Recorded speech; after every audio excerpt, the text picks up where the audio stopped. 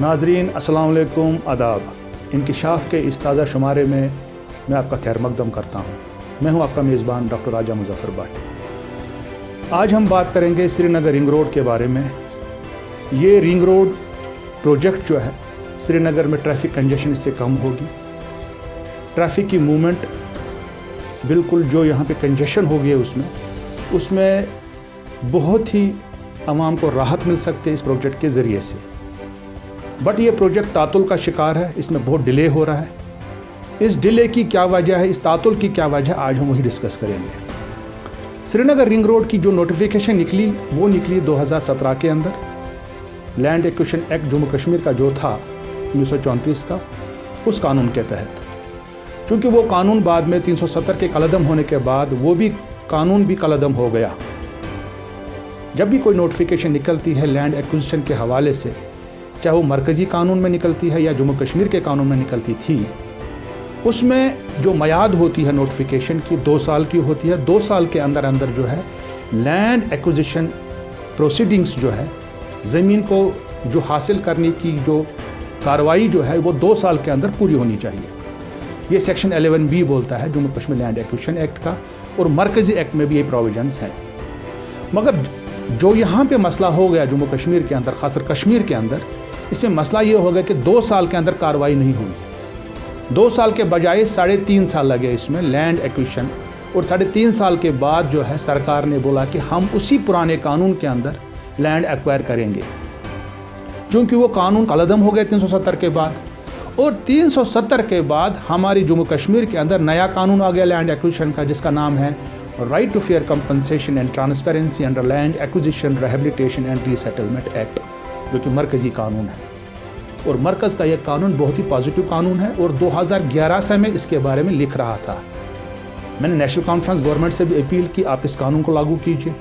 उसके बाद PDP BJP government से भी मैंने गुजारिश की उस वक्त। बट फिर ये ऑटोमेटिकली 370 के बाद आ ही गया। यहाँ पे 370 के कलअदम होने के बाद 3 कवानीन ऐसे हैं कि जो कि बहुत ही प्रो पीपल है।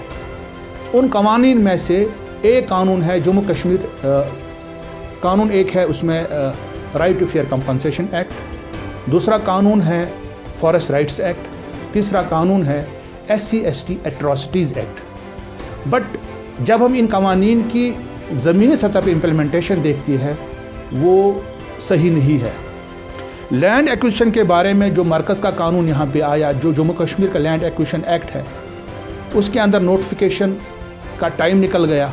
उसके बाद नई नोटिफिकेशन निकालनी थी, वो नोटिफिकेशन उन्होंने नहीं निकाली। जो नया कानून है और पुराने कानून में डिफरेंस ये है कि नया कानून जो है राइट टू फेयर कंपनसेशन, उसमें जो अफेक्टेड पार्टीज़ हैं, जो किसान हैं या कोई भी इंसान है जिसकी ज़मीन जाती है, जिसकी प्रॉपर्टी जाती है अंडर लैंड एक्विजिशन किसी प्रोजेक्ट पे के अंडर, उनको मुआवजा मिलता है 3 से 4 गुना तक ज़्यादा दैन द मार्केट वैल्यू। अगर किसी जगह की मार्केट वैल्यू 10 लाख है, उनको 40 लाख मिल सकते हैं उसमें। जम्मू कश्मीर एक्ट में वही 10 लाख मिलते थे, एवं उससे भी कम मिलते थे, क्योंकि मार्केट रेट उसमें असेसमेंट नहीं होती थी।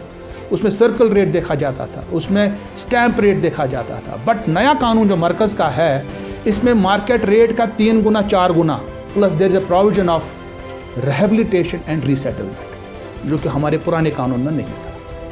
370 के बाद अगर किसी कानून से कश्मीरी आवाम को या जम्मू के लोगों को किसी का कुछ फ़ायदा मिल सकता था, सरकार वो फ़ायदा हमको क्यों नहीं दे रही? अगर आपकी notification due to effects of time कलअदम हो गई है, नई नोटिफिकेशन क्यों नहीं निकालते हैं आप? इसलिए फिर अदालत आलिया ने भी, जम्मू कश्मीर हाई कोर्ट ने भी 3 डिसीजन दे दिए। एक डिसीजन था Ali Mohammad Akhoon versus state of Jammu and Kashmir. दूसरा केस चला वहाँ पे Abdul Salam Bhat versus state of Jammu and Kashmir. तीसरा डिसीजन अभी 4 जून को हुआ, Ghulam Ahmad Paul versus state of Jammu and Kashmir. और रिसेंट जजमेंट में जम्मू कश्मीर हाई कोर्ट के चीफ जस्टिस और हमारे और एक जज साहब वहाँ पे हैं, विनोद चटर्जी कोल, उन्होंने एक डिवीजन बेंच में जजमेंट दी कि स्टे आना चाहिए, स्टेटस को शुड बी मेंटेन्ड, ज़मींदारों को हरास नहीं किया जाना चाहिए। उससे पहले अब्दुल सलाम भट्ट के केस में जजमेंट आई पिछले साल 2020 के अंदर कि अगर ज़मीन इनके पास है और इनको मुआवजा नहीं मिला है आज तक, इनसे ज़मीन नहीं छीनी जानी चाहिए اور اگر چھینی جانی چاہیے، اگر آپ کو زمین چاہیے پھر اس کے لیے نئی نوٹیفیکیشن نکالیے۔ زمیندار نہیں بول رہا ہم زمین نہیں دیں گے، زمیندار تیار ہے زمین دینے کے لیے، بٹ اس کے ساتھ کوئی انصاف تو کیجیے۔ وہ بولتے ہیں نئی نوٹیفیکیشن نکالیے۔ اگر آپ نے 370 قلعدم کر دیا، پھر آپ نے کہا کہ اس سے یہاں کے عوام کو فائدہ مل سکتا ہے، اگر اس قانون سے ہمارے کو کچھ فائدہ مل سکتا ہے رائٹ ٹو فیئر کمپنسیشن سے، اس کا فائدہ ہمیں کیوں نہیں دیا جا رہا ہے؟ میں حکام سے گزارش کروں اس پروگرام کے ذریعے سے کہ اس ایشو کا جو ہے سنجیدہ نوٹس لیا جائے اور اس میں جلد سے جلد کچھ کارروائی کی جائے۔ السلام علیکم۔